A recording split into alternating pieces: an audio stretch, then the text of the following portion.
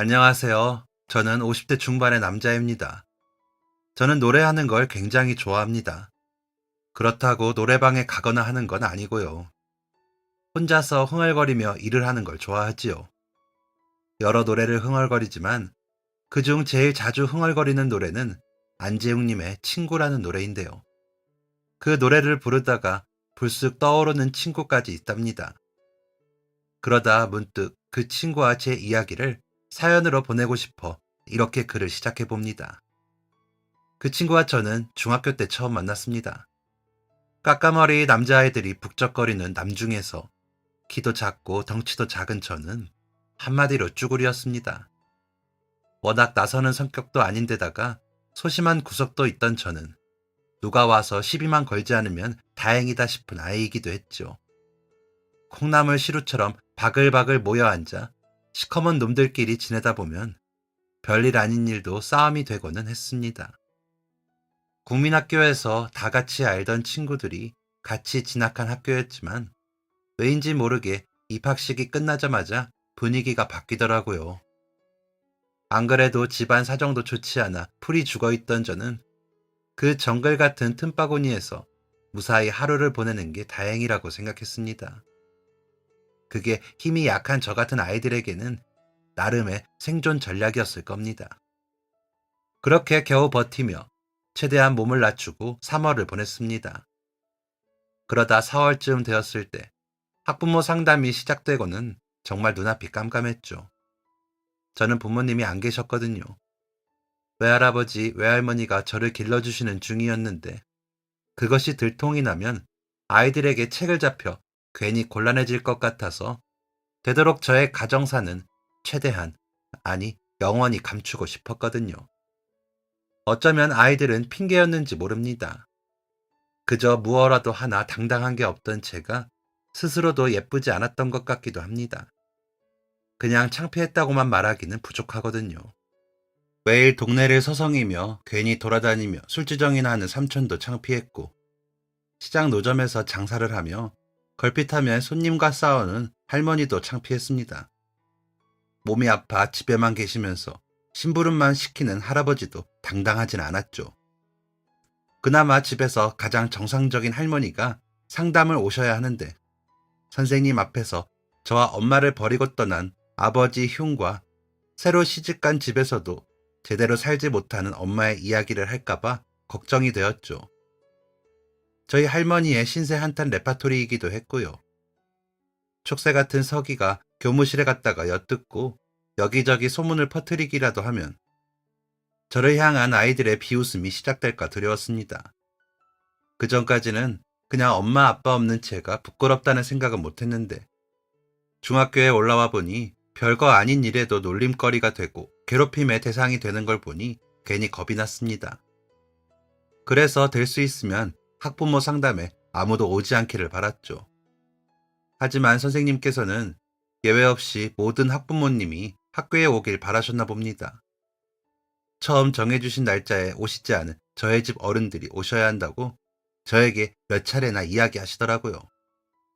제 마음도 모르고요. 할머니가 교무실에 오셔서 어떻게 하실지 상상만 해도 땀이 나는데 무턱대고 할머니를 부르라는 선생님의 말씀이 너무 야속했습니다. 그렇다고 대들며 싫다고 할 배짱도 제게는 없었죠.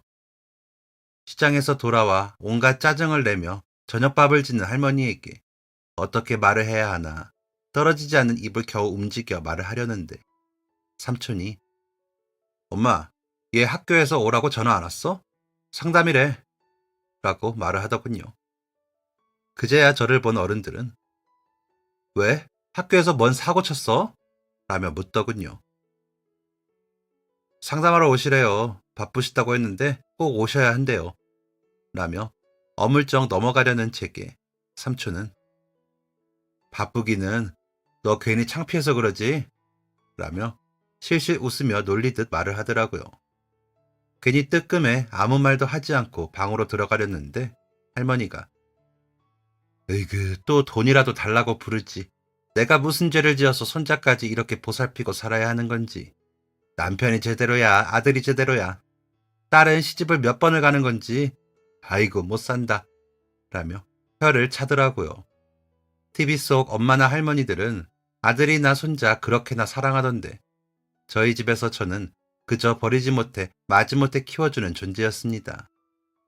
그런 존재라는 것을 어릴 적부터 느끼고 보고 듣고 자랐으면서도 익숙해지지 않더군요.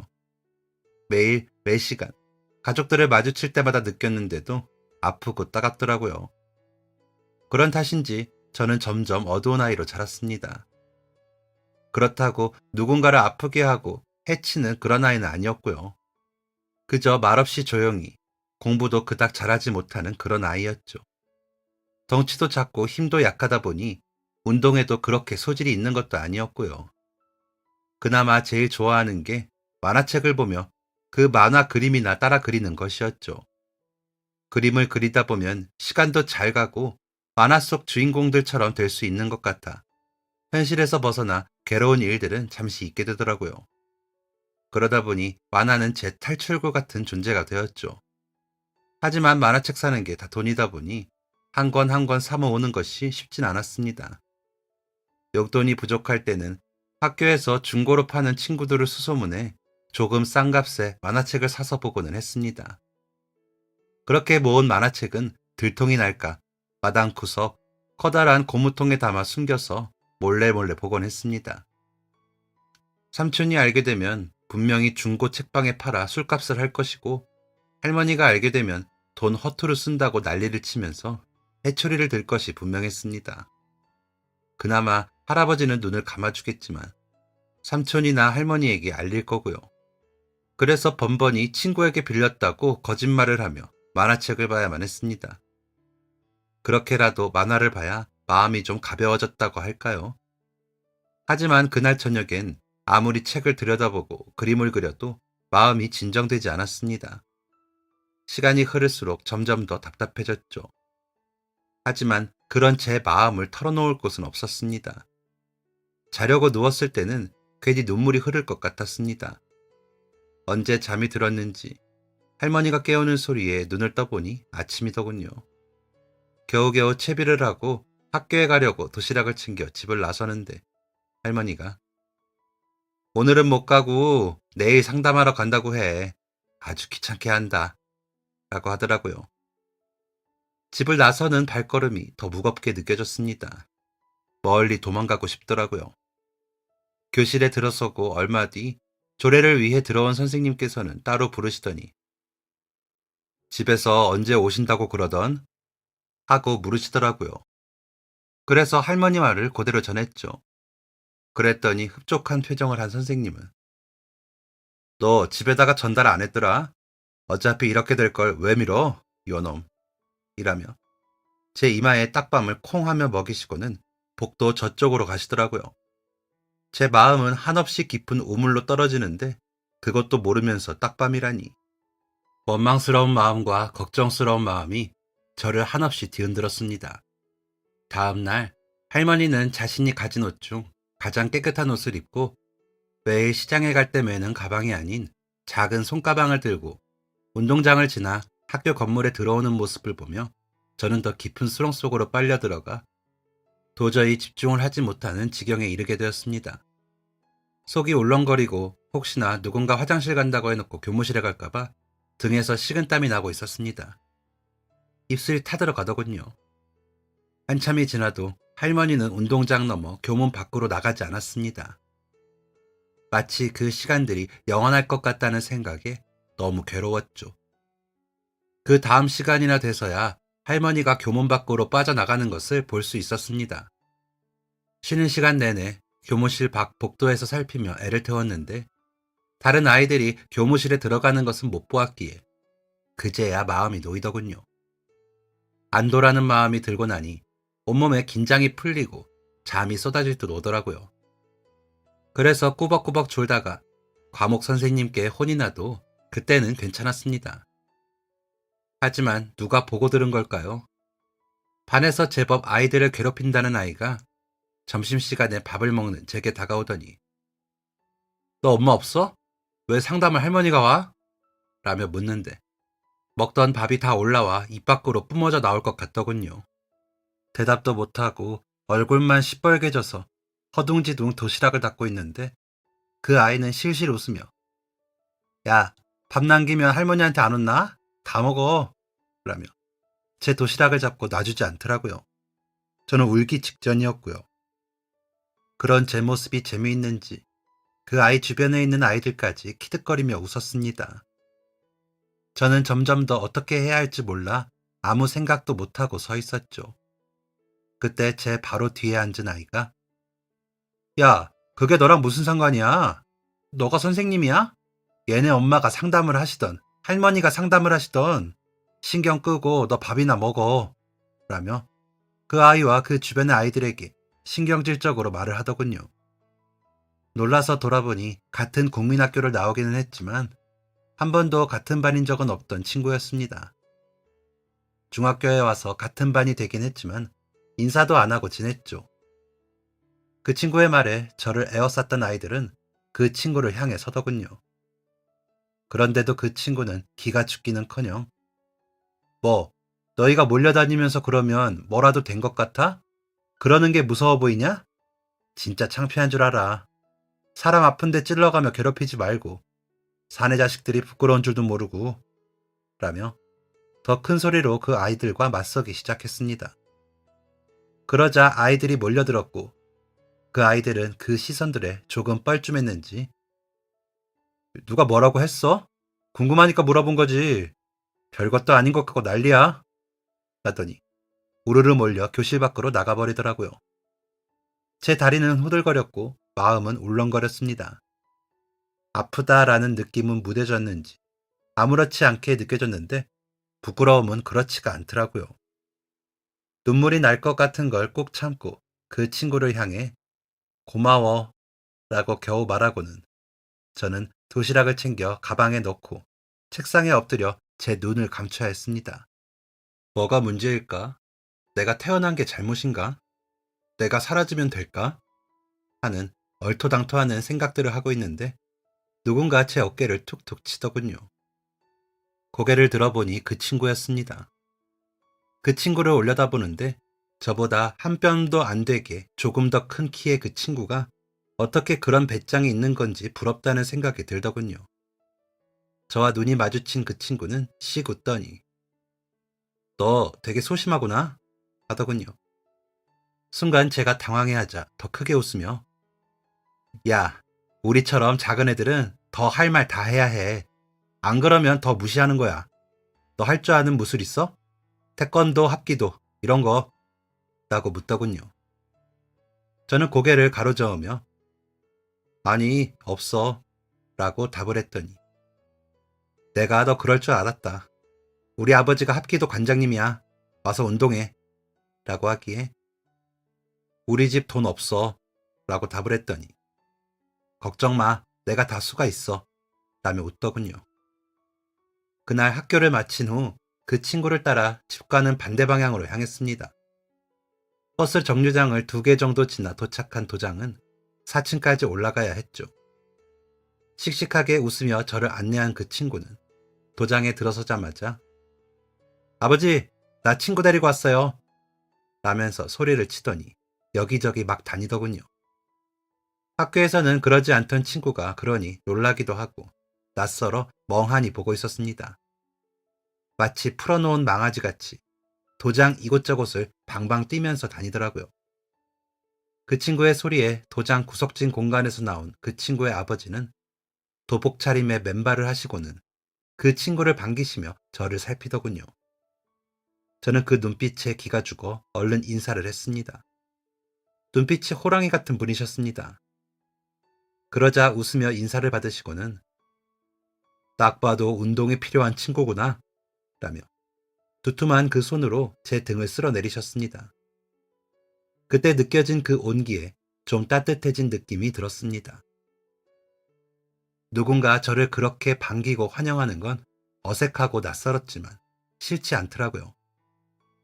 물론 친구가 방법이 있다는 말을 다 믿진 않았습니다.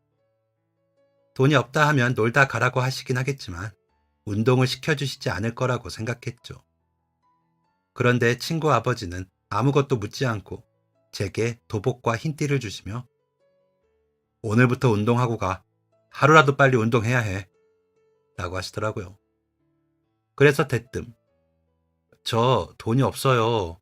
감사하지만 제가 운동을 이라고 말을 하는데 친구 아버지께서 너가 그걸 왜 걱정해?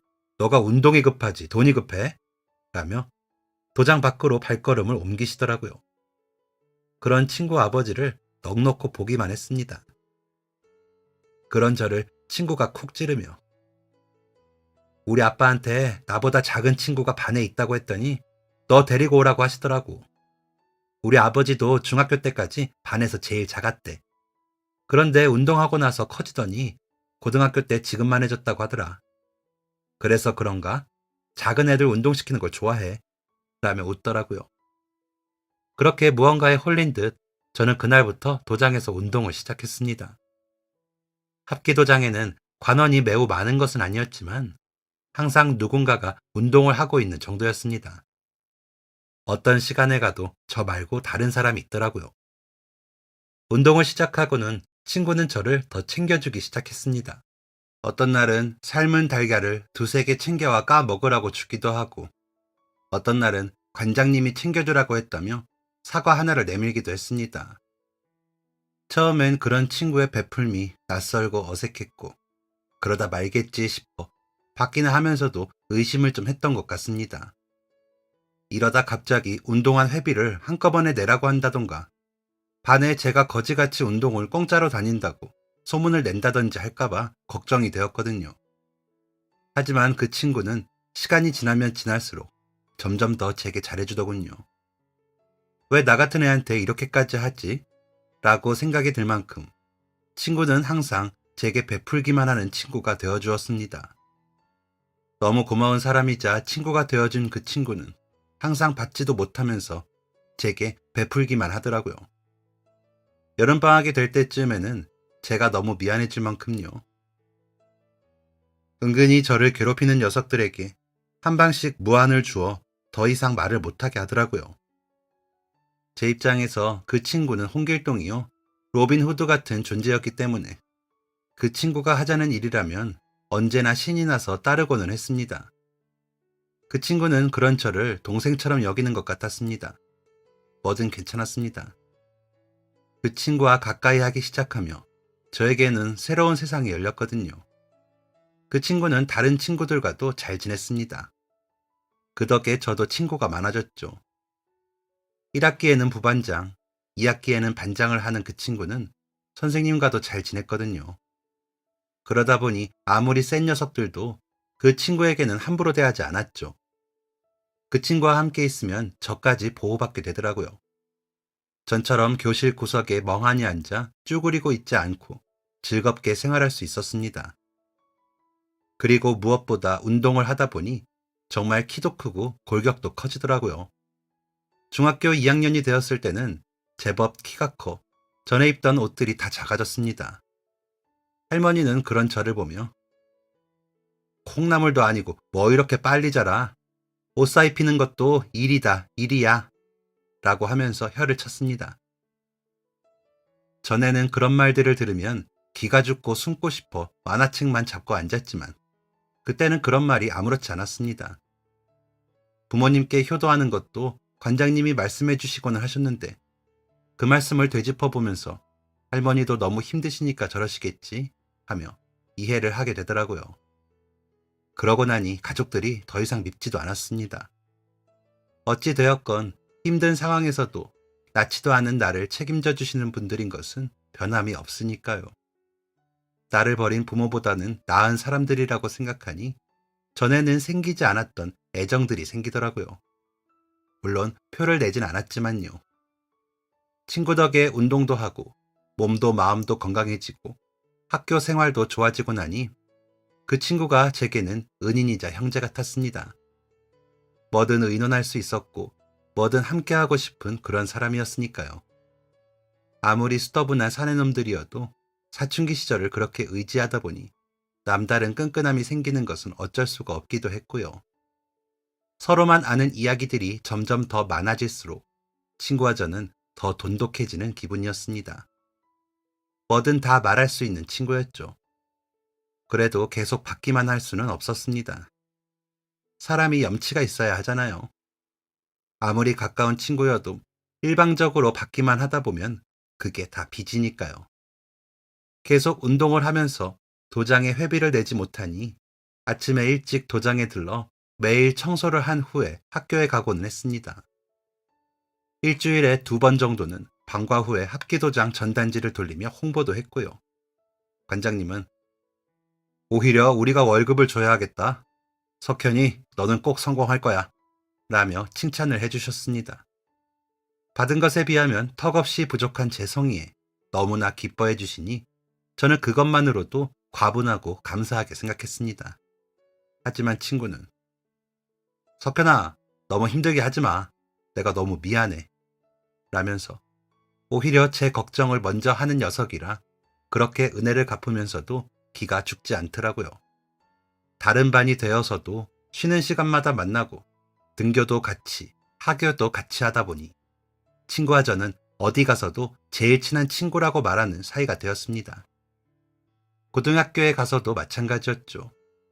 당연히 같은 학교에 가는 것으로 정해진 것처럼 의논도 안 하고 서로 같이 갈 수 있는 학교에 원서를 넣었습니다. 다행인 건지 서로 성적도 비슷하다 보니 선택지가 비슷했거든요. 친구와 가까이 지낸 이후로 제가 성적도 올라 덕분에 지나기 수월했습니다.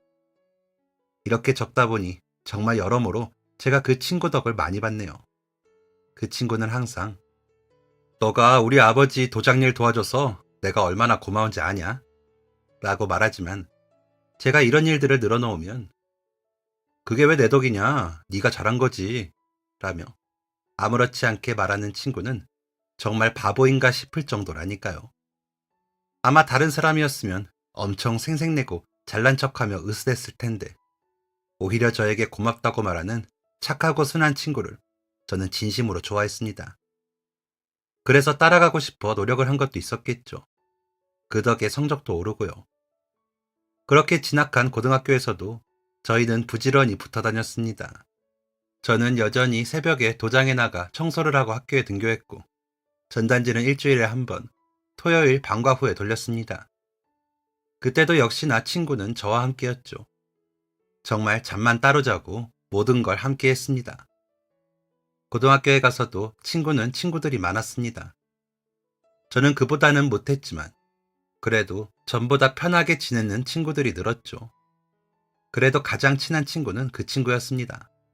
실과 바늘 같은 관계라고 할까요? 그렇다고 번번이 둘만 지낸 것도 아니었지만 말이죠. 친구가 고2 때 첫 여자친구가 생기면서 조금은 서로 거리가 생기긴 하더라고요. 꼭 서로가 들러붙어 있는 게 친구가 아니구나 하고 느꼈던 때이기도 합니다. 서로 만나는 횟수가 중요한 게 아니라 얼마나 서로를 이해하는 게 중요하더라고요. 서로 할 일을 하면서도 만나면 반갑게 마치 방금 전까지 같이 있었던 느낌으로 서로를 대할 수 있다는 걸 알게 된 계기가 되었습니다. 그렇게 저희는 잘하고 있었던 거죠. 그렇다고 비밀은 없었습니다. 좋은 일이 생기면 가장 먼저 이야기하고 나쁜 일이 생겨도 가장 먼저 말할 수 있는 그런 친구였고 서로가 가장 가까이서 위로하고 챙기는 친구였습니다. 제가 고1 때 할아버지가 돌아가셨을 때도 친구는 가장 먼저 와주었습니다. 눈물도 나지 않을 것 같았는데 막상 돌아가시니 어찌나 힘들던지 괴로웠습니다. 그때도 할머니와 삼촌은 장례를 챙기느라 바빴고 수년 만에 만난 엄마는 저를 제대로 보지도 않고 새로 시집간 곳에서 낳은 아이만 돌보더라고요. 그런 상황에 그나마 저를 챙기던 할아버지는 이제 계시지 않다는 게 실감나니 마음이 너무 아프고 속상했습니다. 제가 아주 어릴 때 할아버지가 저를 업고 석현이가 잘 커야 할아버지가 엄마 볼 면목이 서지 하던 모습이 떠오르기도 하고요. 그런 저를 위로하러 와준 친구는 제가 어떤 마음인지 다 알고 할아버지는 그저 너 잘 컸다고 기특하다 하실 거야. 전에 너희 집에 놀러 갔을 때도 석현이 친구냐 하시면서 잘 부탁한다 하시더라. 그러니까 잘 보내드리자. 그래야 할아버지도 편하게 가시지. 라며 제 어깨를 두드려 주더라고요. 할머니도 삼촌도 엄마도 누구 하나 제게 그런 말을 해주지 않는데 친구가 그렇게 말해주는 것이 고맙게 느껴졌습니다. 그렇게 할아버지를 보내드리고 저는 틈틈이 할머니를 도왔습니다. 생각해보니 집에서는 청소 한 번, 빨래 한 번을 하지 않았더라고요. 그래서 더 늦기 전에 할머니를 덜 힘들게 해드려야겠다는 마음이 들어 학교를 마치고 집에 가면 이것저것 집안일을 찾아 했습니다. 처음엔 할머니도 별 생각이 없었는지 별 반응이 없더라고요. 그런데 점점 제가 해놓은 것들을 보며 기분이 좀 나아지는지 좋아하시더라고요. 삼촌은 점점 더 술 마시고 취해 들어오는 날이 많아져 인사불성이 되어 할머니 속을 더 썩이는데 저는 그나마 도우니 그게 기특했는지 말투도 좀 나긋해지고 도시락 반찬도 더 신경을 쓰기 시작하더라고요. 그런 걸 바라고 시작한 게 아닌지라 좀 놀랍기도 했지만 기분이 나쁘진 않았습니다. 물론 오랜만에 만난 엄마와 말 한마디도 못하고 각자의 자리로 돌아간 것은 계속 목 안에 가시처럼 남아 따가웠지만 신경 쓰지 않으려 애를 썼습니다. 그런 기분에 대해 친구에게 말을 했더니 친구는 너희 어머니도 당황스러우셨겠지. 그동안 만나지도 못하다가 갑자기 만났는데 이해해드려. 우리 아버지가 그러시는데 어른들도 처음 겪으면 당황해서 실수한다더라. 라고 말해주더라고요. 그래서 그 말대로 이해해보려고 했습니다. 하지만 품에 안은 아이를 챙기는 모습이 떠오를 때면 마음이 괴로웠습니다. 제가 그만한 나이 때부터 할아버지 할머니와 살기 시작했거든요. 엄마는 돈 벌러 간다며 가버리고 집에 오지 않아서 매일 엄마를 찾으며 울었던 때가 딱 그만한 나이 때였던지라 그 모습이 참 걸리더라고요. 다른 건 다 제쳐놓고 이해를 해보겠는데 그 모습은 도저히 받아들여지지가 않았습니다. 그러고는 제게 한마디 말도 없이 도로 가버린 엄마가 야속하고 밉더라고요. 다 컸다고 생각했는데 마음속에 자라지 못한 아이가 때를 부리기라도 하든 말이죠. 그런 마음까지도 친구에게 털어놓는데 눈물이 나더라고요. 그러자 친구는 그럼 한번 찾아가 볼까? 만나서 엄마 이야기도 들어보면 좋잖아. 라고 하더라고요. 그래서 친구 말대로 엄마를 찾아갔습니다. 도저히 혼자는 못 갈 것 같아 친구와 함께 갔습니다. 그때가 겨울방학이라 날이 추웠는데 저희를 2시간이나 밖에서 기다리게 하더군요. 저를 보자마자 첫 마디는 왜 왔어? 여기가 어디라고 와? 였습니다. 곁에 있는 친구에게 너무 부끄러워 숨고 싶었지만 그동안 묻지 못한 것들을 말할 수 있는 마지막 기회라고 생각하고 참고 대화를 시작해야 했습니다. 친구에게 배운 대로 저희 오래 기다렸어요. 어디 가서 라면이라도 좀 사주세요. 물어보고 싶은 것도 있고 하고 싶은 말도 있어요. 라고 억지로 웃으며 말했습니다. 그러자 저를 빤히 보던 엄마는 잠깐 기다려. 옷 좀 챙겨 입고 나올게. 라더니 다시 들어가 옷을 걸치고 나와 저희를 가로질러 앞장서더라고요.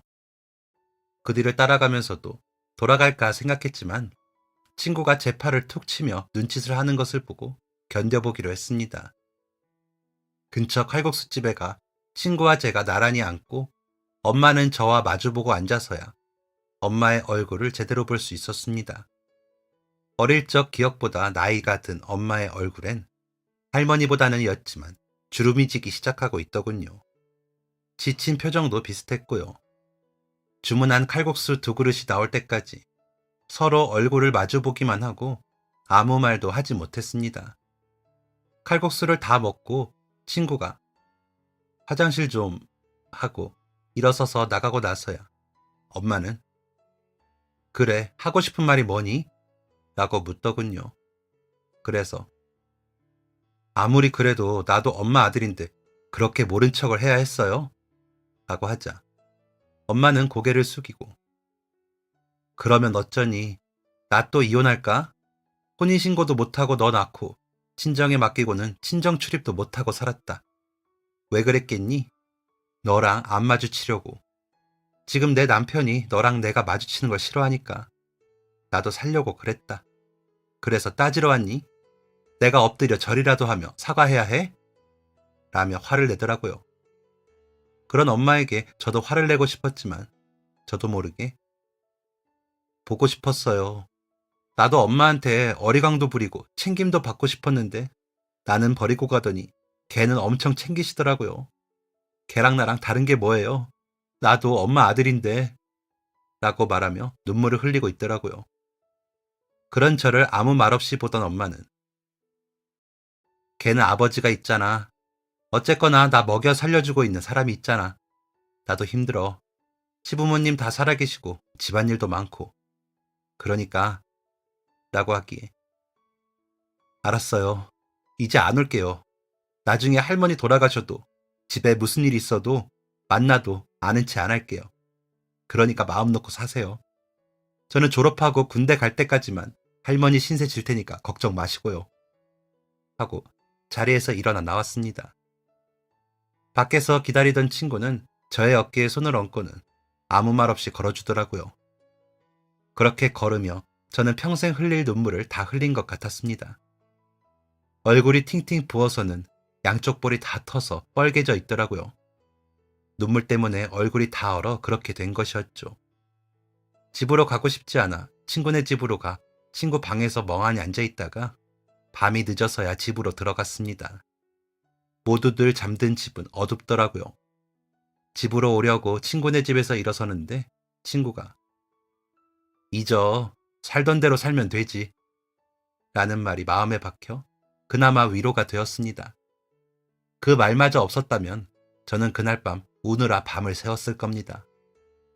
다음 날 아침 저는 다른 날과 다름없이 도장에 나가 청소를 하고 도서관에 가 공부를 했습니다. 역시나 친구와 함께였죠. 고2에 올라가서 공부를 더 잘해야 한다는 생각이 있었던 것 같습니다. 솔직히 형편상 대학에 갈 수 있을지 없을지도 모르는데도 그냥 막연하게 공부를 해야겠다고 생각을 했던 것 같습니다. 그러다 친구는 여자친구가 생겼고 저는 혼자 또는 다른 친구들과 어울리는 시간이 좀 더 늘긴 했지만 계속 도장 청소를 했고 관장님과 운동을 했습니다. 겉으로 보기에는 제게 큰 변화가 없었을지는 모르지만 제 내면에는 폭풍우가 치는 것처럼 빠르게 변화가 일어나더군요. 저조차도 인지를 못한 채로요. 그 변화를 가장 먼저 알아챈 것도 그 친구였습니다. 석현아, 너 요즘 되게 달라진 거 알아? 이제 좀 어른 같아. 예전엔 내가 형인 것 같았는데 이제는 너가 형 같아. 자식, 많이 컸다. 라면서 농담처럼 친구가 한 말에 그제야 제가 전과는 마음가짐이 달라진 걸 알겠더라고요. 제가 미련한 건지 그 친구가 예민한 건지 모르겠지만 친구는 저보다도 저를 더 잘 아는 사람이었습니다. 세상에서 저를 제일 잘 아는 사람이었죠. 그런 속 깊은 친구가 있어 저는 좋았습니다. 그 친구가 곁에 있어준다면 저는 뭐든 다 해낼 수 있을 것 같았습니다. 평생 그 친구와 교류하고 싶었습니다. 친구는 연애를 하느라 시간이 부족했는지 성적이 차츰 떨어지더니 결국 대학에 진학할 때는 하향 지원을 해야 하는 지경에 이르렀습니다.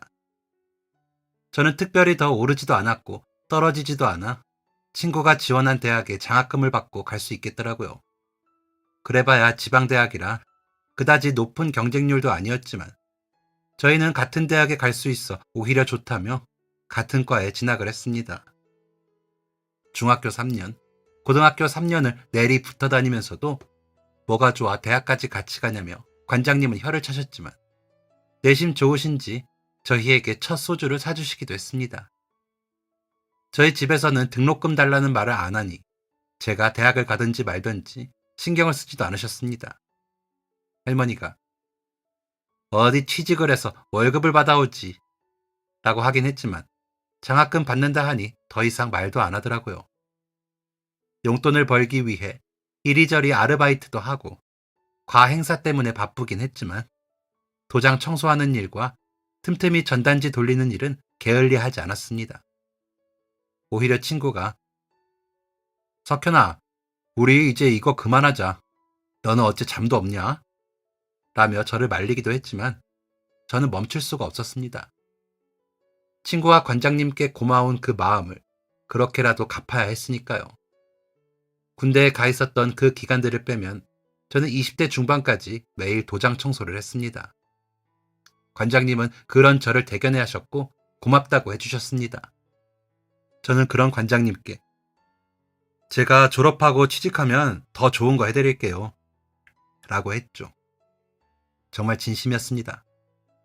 친구의 부모님 모두에게 저는 뭐든 다 해드리고 싶었습니다. 그런데 사람 일이라는 게 마음처럼 되는 게 아니더군요. 관장님께서 뺑소니 사고를 당해 갑자기 돌아가시게 되었거든요. 장례를 치르는 내내 친구와 어머니, 동생을 챙기면서 저도 너무 힘들었습니다. 꼭 은혜를 갚는다고 했는데 그렇게 돌아가시고 나니 다 소용없어져 버렸으니까요. 마냥 죄인이 된 것 같았습니다. 친구는 더 괴로웠겠죠. 그래서 할 수 있는 선에서 제가 도움이 될 수 있는 일은 다 했습니다. 장례가 끝나고 친구는 제 손을 꼭 잡고는 고맙다. 정말 너 아니었으면 나 아버지 장례도 못 치렀을 거야. 진짜 너무 고맙다. 고마워. 라며 울었습니다. 저는 아무 말도 못하고 친구 손을 잡고 울었고요. 관장님의 장례가 끝나고 친구와 어머니는 도장을 정리하셨고 저는 더 이상 청소할 도장이 사라져 새벽에 할 일이 없어졌습니다. 그래서 신문이라도 돌리겠다며 나가 신문을 돌렸죠. 도장 근처나 친구 집 앞을 지날 때면 관장님 생각에 코끝이 따가워지고는 했습니다. 그러기를 1년 정도 하고는 저는 대학을 졸업하고 취업을 했습니다. 작은 회사였지만 나름 규모도 있고 기숙사도 있는 곳이어서 저는 독립 아닌 독립을 할 수 있었습니다. 할머니께는 그동안 모아놓은 돈을 모두 드리고 집을 떠나왔습니다. 그래도 그간 돌봐준 정이 있어서인지 마음이 짠해지려는데 할머니가 돈이 이게 다야? 새벽마다 나가고 저녁에도 일하더만 이것밖에 없어? 에휴, 난 또 통장 내밀기에 엄청 들었나 봤더만 별것도 없구만. 어쨌든 고맙다. 그간 내가 키워준 값으로 잘 받을게. 내가 고생 많이 한 건 알지? 라고 하는 바람에 그 짠한 마음은 사라져버리고 홀가분하게 집을 떠날 수 있었습니다. 친구는 관장님의 소원이 공무원이 되는 거라며 공무원 시험 준비를 한다고 하더라고요. 우리 엄마도 도장 정리하고 일 다니신다고 공부하래 라며 웃는데 그 웃음이 너무 쓸쓸해 보여 마음이 아팠습니다. 그래서 야, 내가 이제 월급 받으니까 술 살게. 전화해. 라며 친구의 어깨를 두드려 주었습니다. 그렇게 친구와 저는 군대에 갈 때 이후로 처음으로 각자 다른 생활을 하게 되었습니다. 간간히 안부를 물으며 잘 지내는 것을 확인했고 만나 밥도 먹고 술도 마셨습니다. 30이 가까워지도록 둘 다 짝이 없는 것을 보고 어머니께서는 걱정이 많으셨죠. 석현아, 우리 민호는 아직 공부 중이라고 해도 너는 얼른 짝 찾아야지. 언제까지 이렇게 사내놈들끼리 술만 마실래? 라며 잔소리도 하셨으니까요. 대학 때 만나던 여자친구와 군대에서 헤어진 이후로 다른 여자친구가 없었던 저는 결혼이 멀게만 느껴져 선뜻 상상도 못했을 때라 어머니 말씀에 웃기만 했습니다. 하지만 집신도 짝이 있다는 말이 사실인지 세상에 제 짝이 나타나더라고요. 정말 갑작스럽게 말이죠. 업무상 협력 때문에 타부서와 공동 프로젝트를 진행하는데 저는 일을 제대로 할 수가 없을 정도로 가슴에서 쿵쿵 소리가 들리는 여자를 만나게 되었거든요. 저보다 3살이 어린데도 직급이 같은 황 대리는 일도 잘하는 똑순이었습니다. 얼굴도 예뻐 다른 남자 직원들도 데이트 신청을 많이 한다고 하더라고요. 저는 그때까지 황 대리가 있는 줄도 모르다가 첫눈에 반해버려 정신을 못 차리겠더라고요. 그래서 돌진해버렸습니다. 황 대리는 그런 제가 황당했는지 데이트를 해주더군요. 첫 데이트 날에 제 가정사를 다 말해주었습니다. 왜인지 그래야 할 것 같더라고요. 묵묵히 제 말을 듣던 황 대리는 그러면 이제 할머니도 안 만나세요? 라고 묻기에 매달 용돈만 보내드리고 찾아뵙진 않아요. 따로 전화도 안 하고요. 라고 답을 하자 그럼 인사 가서 어색하겠네요. 결혼하면 종종 찾아뵈어요. 라고 하더군요. 그 말에 이 사람은 나에게 관심이 없구나 싶었습니다. 솔직히 그런 불우하고 복잡한 가정사를 가진 사람을 누가 좋아할까 싶기도 했고, 제가 뭐가 대단해서 이 여자가 나와 사귀어 주겠나 싶더라고요. 그래서 그저 고개를 끄덕이며 식사를 마저 하는데 황대리가 그리고 삼촌분은 센터를 알아보시거나 병원 치료를 하시라고 하세요. 제가 다른 건 다 참아도 주사는 못 참거든요. 그렇다고 시삼촌하고 싸울 순 없잖아요. 라고 하는데 고개만 끄덕거리다가 깜짝 놀라 황대리를 봤습니다. 그러자 황대리는 제 눈을 보면서 제가 함대리님 좋아하는 거 모르셨어요? 우리 회사에서 그거 모르면 간첩인데 저는 다 알고 저한테 데이트 신청하신 줄 알았어요. 조금만 더 늦게 이야기하셨으면 제가 먼저 데이트 신청할 뻔했잖아요. 그런데 오늘 이렇게 속 이야기 다 하시는 걸로 봐서 저한테 진심이신 것 같은데 뭐하러 재고 따져요. 우리 결혼해요. 저는 그동안 멀리서 함대리님 지켜봐서 더 따지고 재고할 것도 없어요. 사실 저도 할머니가 키워주셨거든요. 저희 할머니는 무조건 제 편이니까 다른 걱정하지 마세요. 라고 하더라고요. 그렇게 저희는 결혼을 하게 되었습니다. 물론 저희 할머니와 삼촌을 인사시킬 때는 좀 부끄럽고 화도 났지만 황대리의 집에 가서 인사를 할 때는 다 좋았습니다. 식장은 제가 졸업한 대학의 동문회관에서 저렴하게 치르기로 하였고 신부 화장과 머리, 드레스는 황대리의 친구가 일하는 미용실에서 다른 곳의 절반 가격으로 할 수 있게 해줘 최대한 아끼고 아끼며 결혼을 준비할 수 있었습니다. 신혼여행은 저희끼리 꼽은 우리나라의 3대 유명산을 등반하는 걸로 이야기를 한 터라 거의 비용이 들지 않았고요. 대신 신혼집에 투자를 제일 많이 했습니다. 그간 각자 모은 돈을 탈탈 털어 회사 근처에 작은 아파트를 샀거든요. 물론 부족한 돈은 대출을 받기는 했지만 처음으로 가져보는 내 집이라는 공간이 너무 뿌듯하고 좋았습니다. 제일 먼저 황대리를 소개했던 것처럼 결혼 준비 내내 친구에게 다 이야기했습니다. 친구는 마치 자신의 일인 것처럼 기뻐해 주었고요. 저는 그런 친구에게 그러니까 형이 먼저 간다고 울지 말고 너도 얼른 좋은 여자 만나 라고 말을 하고는 바보처럼 웃었습니다. 너무 좋았거든요. 그렇게 고대하던 결혼식 날이 되자 아침부터 정신없이 바쁘더군요. 미용실에 가서 신부와 만나 화장하고 옷 갈아입고 다시 식장에 가서 하객들에게 인사를 하고 신부 대기실에서 사진 찍고 또 인사를 하고 나니 신랑 신부 입장이더군요. 저희는 함께 입장을 했거든요. 그렇게 감동스러운 순간은 잠깐이고 또 사진 찍고 다니면서 인사하느라 바빴습니다. 부모님 자리가 비어 패백이 없는데도 정신이 없더라고요. 그러는 와중에도 친구가 보이지 않아 이상하다 생각하며 이리저리 살폈습니다. 식사하는 친구들에게 너희 민호 못 봤어? 이 자식이 어디 있지? 라고 물었죠. 그러자 안 그래도 그 자식 오늘 좀 이상하더라. 너 식 올리는 것만 보고 일 있다고 엄청 바쁘게 가더라고. 오늘 너희 축의금 받는 것도 학연이한테 부탁했대. 당연히 민호가 받을 줄 알았는데 결혼식 바로 직전에 왔다가 식 마치자마자 사진도 안 찍고 갔어. 너희 싸운 줄 알았다. 라고 하는 겁니다. 그럴 애가 아닌데 이상하다 싶으면서도 회사에서 와주신 여러 직원분들과 부장님, 이사님께 인사를 하기 위해 이동을 해야 하는지라 더 묻지 못하고 자리를 이동했습니다. 그러고는 정리하고 식장 대금 결제하고 바로 첫 신혼여행지인 설악산에 가느라 정신이 없더라고요. 다음날 새벽에 일어나 설악산 대청봉에 올랐다가 내려오니 너무 피곤하더라고요. 그리고 바로 새벽에 일어나 지리산으로 향해 천왕봉에 오르고 그 다음에는 강화도의 만이산 정상에 참성단에 올라 기운을 받고 내려왔습니다.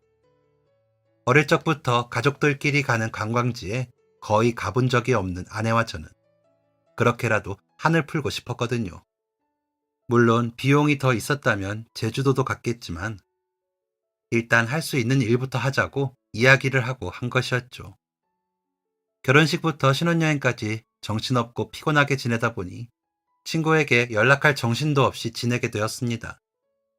신혼여행에서 돌아와 신혼집 정리하는 것까지 한 2주간 연락을 못하게 되더라고요. 친구도 딱히 연락은 없었습니다. 조금 서운했지만 정리가 되고 제일 먼저 연락한 건 역시나 친구였습니다. 원래도 친구에게 제일 먼저 연락을 했겠지만 더 이상한 점이 있어 갑자기 마음이 급해져 친구에게 연락을 서두르기도 했습니다. 축의금 명단에 친구 이름도 없고 봉투에도 친구 이름이 없더라고요. 물론 넉넉치 못하고 시험 준비하는 녀석이다 보니 많이는 못할 거라고 생각했지만 아예 축의를 하지 않을 친구가 아닌지라 이상하더라고요. 결혼식에서도 식만 보고 바쁘게 갔다는 말도 떠올라 무슨 일이 있구나 싶고요. 밤이 늦은 시간이었지만 친구와 통화를 하고 싶었습니다. 하지만 받지 않더군요. 마음이 조마조마해 친구의 집으로 찾아갔습니다. 대문은 열려 있는데 집안에는 아무도 없었습니다. 아니, 망가진 가재 도구들만 굴러다니고 있었습니다. 집은 텅 빈 채로요. 무슨 일이 있는 게 분명했습니다. 친구에게 삐삐를 쳐서 음성 메시지를 남겼습니다. 무슨 일이야? 빨리 연락 줘. 어디로 이사 간 거야? 라면서요. 친구는 제 목소리에서 다급함을 느꼈는지 전화를 했더군요. 거의 밤 12시가 다 된 시간이었습니다.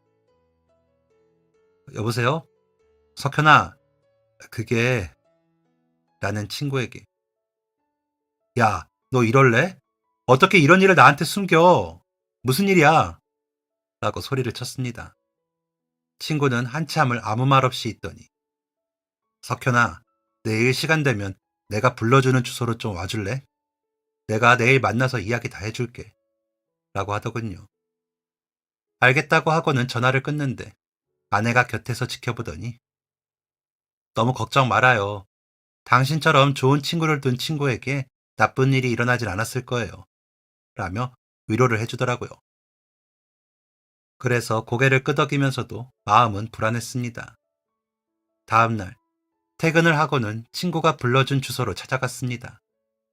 저희가 살던 동네보다 더 후미지고 작은 집들이 따닥따닥 붙어있는 동네더라고요.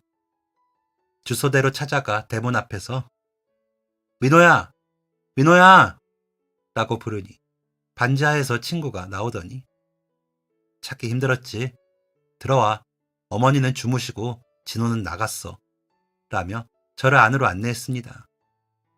집은 친구와 제가 겨우 천장에 닿지 않을 만큼의 높이였고 집안의 물건들은 다 바닥에 널브러져 있었습니다. 옷도 제대로 걸거나 담지 못해 한쪽 구석에 개켜 쌓아놨더라고요. 어머니 성격에 있을 수도 없는 일이었죠. 제가 쌓인 옷을 바라보자 친구는 머쓱하게 웃으며 다 버리고 진짜 당장 쓸 것만 챙겨서 나오느라 집이 이렇다. 우리 살던 집 봤지? 미안하다.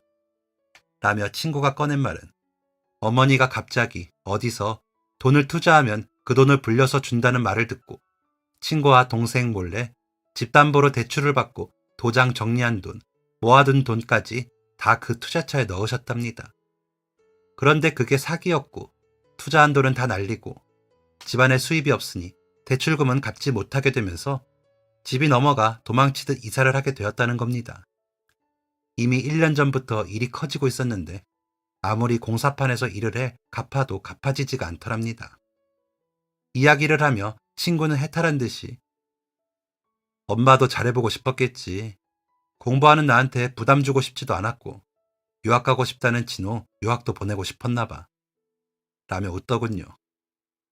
저는 당장에 직접 도움을 주고 싶은데 저도 결혼을 한 직후라 가진 돈이 없으니 미칠 것 같더라고요. 그래서 일단 집으로 돌아와 이리저리 궁리를 하면서 거의 밤을 새웠습니다. 그러고 있는데 한 친구가 연락을 해. 야, 민호는 왜 연락이 안 되냐? 라며 묻더라고요. 그래서 제가 본 것을 다 이야기했더니 야, 걔는 왜 그런 말을 안 하냐? 라더니 전화를 끊더라고요. 여기저기 연락을 돌렸는지 그날 밤 늦게 다시 전화를 해서는 동창회에서 돈 좀 모으기로 했어. 너는 결혼한 지 얼마 안 돼서 힘들지? 민호 그 자식은 우리를 뭘로 보고 그런 걸 말도 안 하고 그러고 있냐? 나쁜 자식. 창섭이 알지? 그 자식 잘 살잖아. 민호 이야기했더니 3천만 원 내놓겠대. 걔 예전에 끌려가서 선배들한테 혼날 뻔한 거 민호가 살려줬잖아. 라고 하는데 하늘이 친구를 살렸다 싶더라고요. 고마웠습니다. 동창들이 만들어준 돈을 친구에게 전달을 하니 친구는 부들부들 떨면서 울더라고요. 다 너가 뿌린 씨앗이야. 너가 그동안 베푼 게 많아서 그게 돌아온 거야. 얼른 어머니 병원부터 모시고 가고 집도 새로 찾자. 내가 당장에는 못 도왔지만 다달이 도울게. 우리 색시가 그래도 된대. 라고 하며 친구의 손을 잡아주었습니다. 친구는 그런 저를 보며 고맙다, 고마워 라면서 계속 울더라고요. 저도 그런 친구를 보며 울었죠. 그 후로 1년은 친구에게 돈을 보냈습니다. 그 후로는 친구가 저와 친구들에게 돈을 보내더군요. 아버지, 그러니까 관장님이 투자하신 주식이 잘 돼서 배당금이 나왔다면서요. 그 돈으로 친구들 돈도 갚으면서 다시 재투자를 해 친구는 소위 대박을 맞았습니다. 3년 정도 지나고는 친구들에게 돈을 다 갚고 작은 회사도 차리더군요. 그러더니 10년 전에 저에게 차를 선물해 주었습니다. 너 아니었으면 나 어떻게 됐을지 몰라. 라면서요. 그러더니 얼마 전엔 외제차를 보러 가자고 하더니 저에게 본인과 같은 차를 선물하겠다며 차 2대를 계약하더라고요. 저한테는 그래도 된다나요. 저는 사양했지만 나 이거 안 하면 아버지한테 혼나 하는 바람에 아무 말도 못했습니다. 재수 씨도 아는지 저의 아내가 전화해서 너무 큰 선물이야 모르라고 해 라고 했다는데 그저 웃기만 하더래요. 저는 정말 이 친구를 만나서 평생을 신세만 집니다. 좋은 친구 셋만 사귀어도 그 사람 인생은 성공했다는 말이 있지요. 저는 한 명의 친구를 잘 사귀어 정말 10,000가지를 얻었습니다. 여러분들도 그런 친구가 있으신가요? 있으시다면 성공하신 겁니다. 오늘도 저는 안재웅님의 친구를 흥얼거리며 친구와 소주 한잔하러 가겠습니다. 여러분들도 좋은 친구와 즐거운 시간 보내시길 바랍니다. 지금까지 사연 들어주셔서 감사합니다. 사연이 재밌으셨다면 구독과 좋아요를 눌러주세요. 감사합니다. 안녕히 계세요.